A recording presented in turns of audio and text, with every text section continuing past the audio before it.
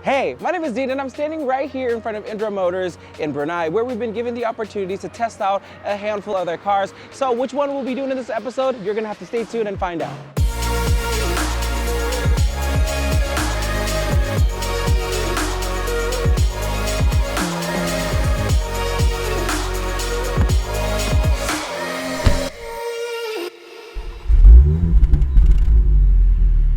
What we have here is the 2020 model of the Range Rover Sport HSE trim. It comes with a inline-six 3-liter turbocharged, producing 355 horsepower. And this is where we get to test out luxury on the road. Now, when I was asked by my producer as to where do I want to test out the Range Rover Sport, and of course the first thing that I mentioned was urban setting. It's gotta be an urban setting. Why? Well, I feel like the majority of the time you see these cars, it's always in the urban setting, right? So I wanted to test that out because driving a car like this, to a lot of people, of course, it's a sense of accomplishment that they feel when they drive this car because of, this car is a very beautiful car. And what it does to me, at least when I'm driving, when I'm passing by businesses and you see the reflection of this car, it just makes you smile. And that's a feeling I feel like it's a big reward for you. You work hard for it. A lot of people work hard for the things that they own in life, and this is definitely one of those things that I would definitely be proud of. From a stop and go wise, of course, when you're spending time in the city, right, it's a lot of traffic lights with traffic, and the stop and go experience with this car, being that this is a big car, it's definitely not sluggish. Like the power is there if you need it. It's not, as I would say, it doesn't feel laggy, Suspension wise, city driving, great. It's astonishing and I freaking love it because it cushions every single bump that you would normally feel in your everyday car. This car just takes it like a true champion. And with that being said, you're taking these bumps, you're driving it in normal streets, but in style, and you just definitely feel more sophisticated in this thing.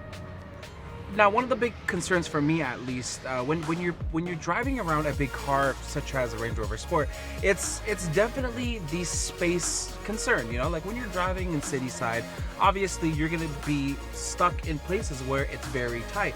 For instance, in alleyways and where parking lots that are so narrow, sometimes you need help for sure. So with this car, it's fully equipped with tons of cameras surrounding the car, 360 cameras that will help you in situations like tight spaces.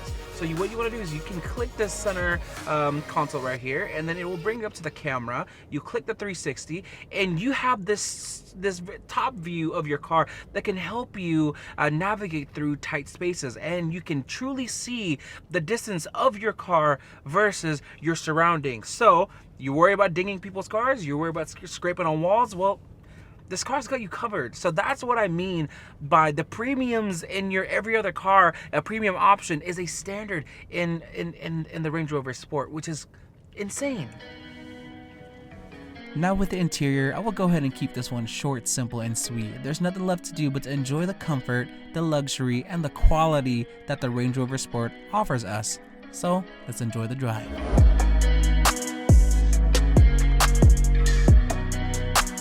Now, with any car that we own, of course, we want that little bit of power when we're driving. Not even a little bit. You get what I mean? You want to have that power at your disposal. So let's see what this inline-six 3-liter turbo has in store for us.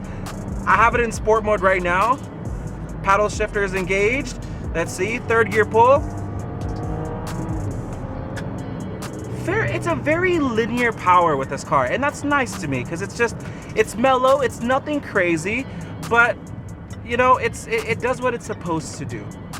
So this Range Rover for the 2020 HSE model, it's the inline-six 3-liter turbo, as the previous model it's the V6 supercharged 3-liter. And you know what, a lot of people are probably guessing what, how would the two different powertrains compare to one another? Well, good thing for you, there's actually the previous generation, the 3-liter V6 supercharged, coming up right next to us right now. So let's see what this thing's got.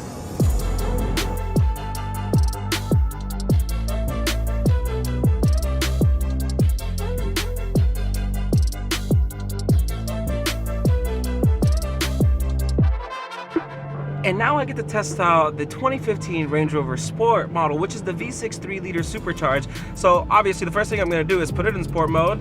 It's just downshift it to third, give it a little bit of a go, and instantly you can tell that the power delivery is quicker. The demand for the power, it's there. If you were to compare it to the inline-6 turbo, it has a little bit of a lag, I should say. But in the top end, it does pick up a lot harder. If you were to compare it to this car, top end wise, it kind of plateaus a little bit, but delivery, bottom end for sure.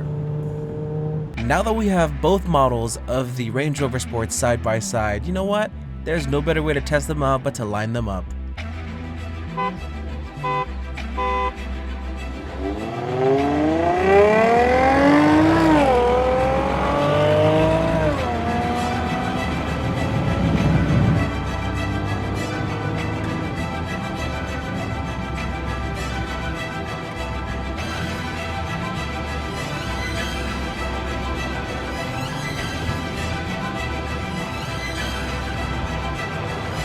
That is definitely the outcome that I feel like we all predicted. The supercharged took it at the bottom end, while the turbocharged has the advantage in the top end.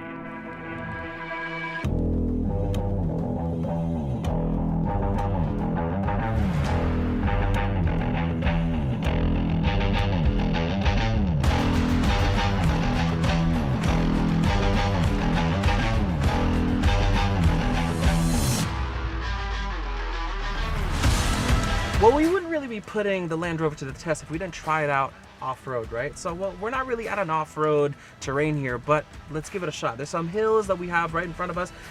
Pretty aggressive for any other car. So what I'm gonna do now is go ahead and put it in off-road height. So what that does is suspension will raise up to, of course, accommodate our new driving area, right? So let's get into it. I'm gonna go ahead and put it in drive. The car is now lifted for better clearance. Now let's get into this.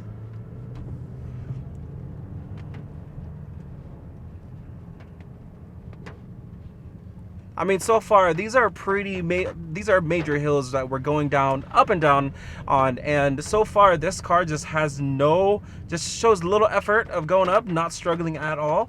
Now we got a steep downhill right here. So what I want to do is, for the Range Rover Sport, it offers this feature where it has the downhill assist, which kind of helps the car to not overly, you know, roll down the hill so aggressively. So right now, my foot is off the brake.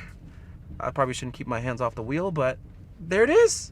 Normally when you're going downhill and you have it in drive, without the downhill assist, it'll kind of uncontrollably roll down the hill. Obviously, that's why it's called the downhill assist, right? But that's great. So also, I think it works when you're going uphill. It helps you not roll back as much, which a lot of people, they tend to panic when that happens. So in this case, if you're driving a Range Rover Sport, it has an option for you. Great, we got some windy roads going uphill. Effortlessly moves its way up these hills, and I'm going up pretty quick too. I'm impressed.